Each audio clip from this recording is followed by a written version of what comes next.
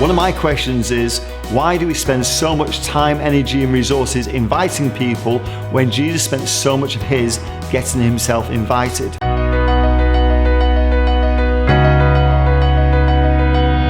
So I've had the privilege of knowing Ian for many years. When I first started as a schools worker in Manchester, Ian was one of the champions of youth ministry. He was like a guru, and he was talking to churches about the importance of engaging with their communities, and that was really inspiring then.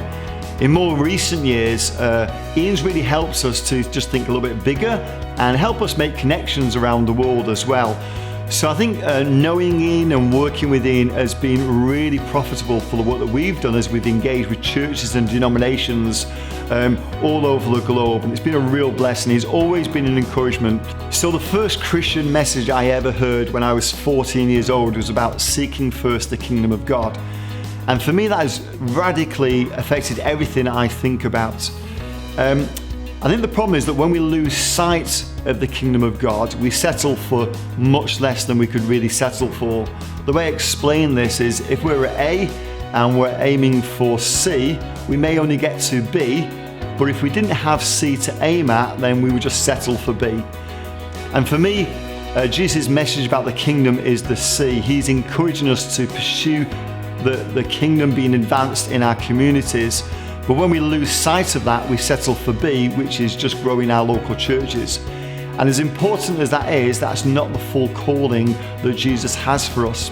So for me, kingdom thinking is important because it stops me settling for less than Jesus knows we can achieve.